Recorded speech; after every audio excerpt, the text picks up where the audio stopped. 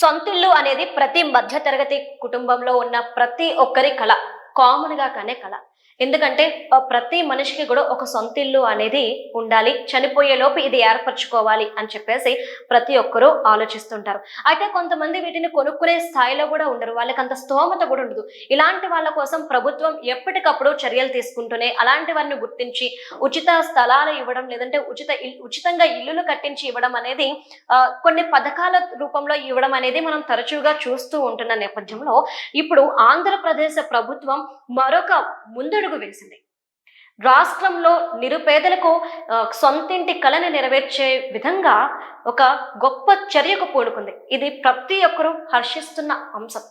మనం రీసెంట్ గా తెలంగాణలో చూస్తే ఎక్కడైతే కొంత ప్లేస్ ఉందో ఆ ప్లేస్ ని గుర్తించి అక్కడ 2 BHK ఫ్లాట్స్ ని అంటే ఒక పెద్ద అపార్ట్మెంట్ లో 2 BHK ఫ్లాట్స్ ని నిర్మించి వాటిని కొనుక్కోవడానికి 50,000 పైచిలకు ఎవరైతే జీతం పొందుతున్నారో వారికి ఆ ఆప్షన్ ఇవ్వడం. ఎవరైనా కొనాలి అనుకునే వాళ్ళకి మీ సేవకెళ్ళి మీరు అఫీషియల్ వెబ్సైట్, గవర్నమెంట్ వెబ్సైట్ లో అప్లై చేసుకోండి అని చెప్పడం అనేది మనం రీసెంట్ గా చూసిన అంశం. అయితే ఇప్పుడు ఆంధ్రప్రదేశ్ రాష్ట్రంలో కూటమి ప్రభుత్వం మరో ముందడుగు వేసింది. ఎంత ముందడుగు వేసింది అంటే ఇప్పుడు మనం లేఅవుట్స్ చూస్తూ ఉంటాం. భూమి విలువ అనేది అమాంతం పెరిగిపోయింది. ఎందుకంటే ఆంధ్రప్రదేశ్లో ఈ రోజు మనం చూసుకుంటే ఐటీ హబ్ గా మారిపోయింది. పెద్ద పెద్ద కంపెనీలు రాష్ట్రానికి వస్తున్నాయి. ఈ నేపథ్యంలో భూమి విలువ అమాంతం పెరిగిపోతుంది. ఇలా భూమి విలువ పెరిగిపోతే మధ్య తరగతి వాళ్ళు కొనాలి అనుకున్నా కొనలేని పరిస్థితి ఏర్పడింది. పేదవారికి గవర్నమెంట్ స్థలాలు ఇస్తుంది, కానీ మధ్య తరగతి వారికి కూడా లాభం రావాలి కదా, మరి వాళ్ళ కళ కూడా నెరవేరాలి కదా.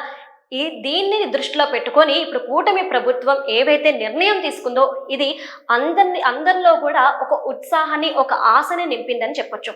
ముఖ్యంగా ప్రైవేట్ లేఅవుట్స్ ఏవైతే ఉంటాయో, ఎందుకంటే ప్రైవేట్ లేఅవుట్స్, ప్రైవేట్ బయర్స్ ఉంటాయో వాటికి ధీటుగా, అలానే ముఖ్యమైన ప్రణాళికలు ఏవైతే ఉంటాయో అలానే కొన్ని సిస్టమ్స్ అనేవి, రూల్స్ అనేవి ఉంటాయి. మనకి డ్రైనేజ్ సిస్టమ్ కావచ్చు, కొన్ని లేదంటే రోడ్స్ కావచ్చు, ఇలా ప్రతి ప్రమాణికాల్ని పాటిస్తూ కొన్ని లేఅవుట్స్ అనేది వేస్తుంది. మరి ఇది ఎక్కడ ఏంటి అనేది తెలుసుకుందాం. అండ్ కూటమి ప్రభుత్వం ఎందుకు ఈ నిర్ణయం తీసుకుంది, ఈ నిర్ణయం వెనుకున్న ఆంతర్యం ఏంటి అనేది కూడా మనం తెలుసుకునే ప్రయత్నం చేద్దాం. అయితే కూటమి ప్రభుత్వం దీనికి సంబంధించి ఒక నోట్ రిలీజ్ చేసింది, అది చూద్దాం. ఆంధ్రప్రదేశ్ రాష్ట్రంలో మధ్యతరగతి ప్రజల సొంతింటి కలను సాకారం చేసే దిశగా కూటమి ప్రభుత్వం కీలక అడుగులు వేస్తుంది. గతంలో స్తబ్దుగా ఉన్న ఆంధ్రప్రదేశ్ హౌసింగ్ బోర్డును పూర్తి స్థాయిలో ప్రక్షాళన చేసి అత్యాధునిక వసతులతో కూడిన నూతన లేఅవుట్లను అభివృద్ధి చేసేందుకు సమగ్ర ప్రణాళికను సిద్ధం చేసింది కూటమి ప్రభుత్వం. అంటే మనకు తెలిసిందే, ఆల్రెడీ ఆంధ్రప్రదేశ్ లో కొంత హౌసింగ్ బోర్డు ప్లేసెస్ అనేవి ఉన్నాయి. ఆ స్థలాల్ని ప్రక్షాళన చేసి ఇంకొంచెం దాంట్లో మార్పులు చేర్పులు చేసిందని చెప్పి తెలుస్తుంది.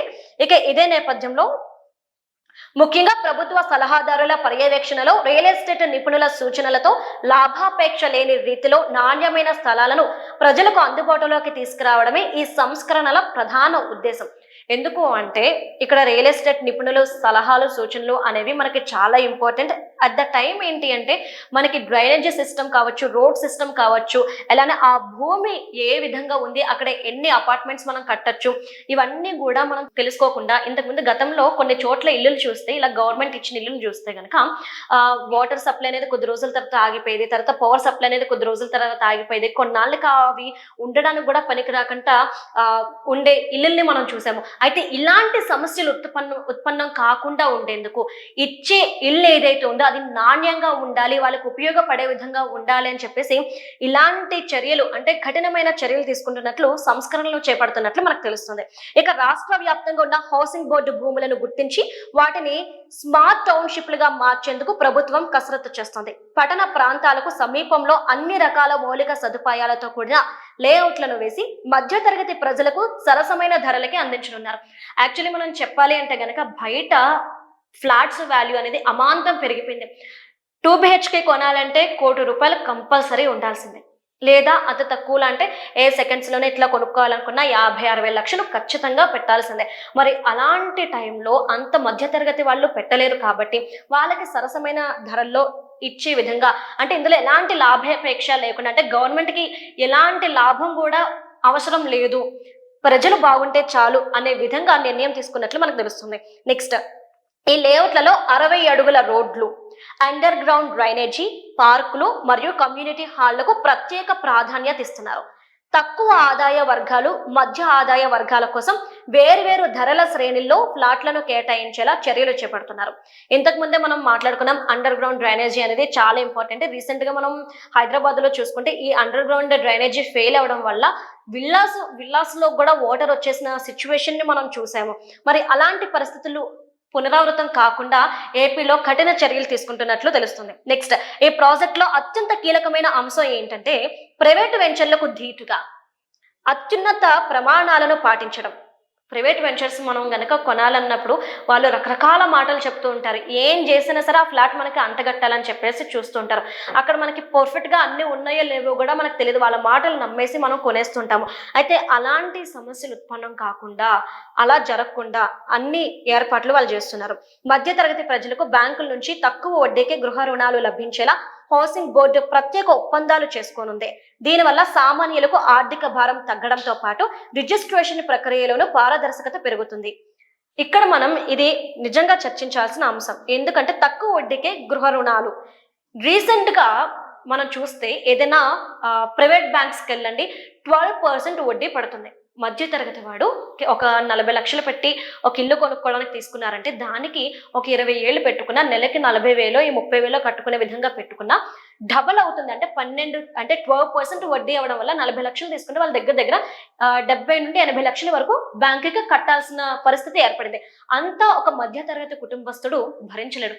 కాబట్టి తక్కువ వడ్డీకి, అంటే ఇప్పుడు 12% కాస్త 6%కి ఇట్లా వచ్చింది అంటే అతి తక్కువ టైంలో మనం ఈ వడ్డీని అనేది మనం కట్టుకోవచ్చు, రుణాన్ని తీర్చుకోవచ్చు. ఈ విధంగా వాళ్ళు ప్లాన్ చేశారు. ఇది నిజంగా ప్రతి మధ్య తరగతికి కూడా అవసరమైనది. ఇది చాలా ముఖ్యమైనది.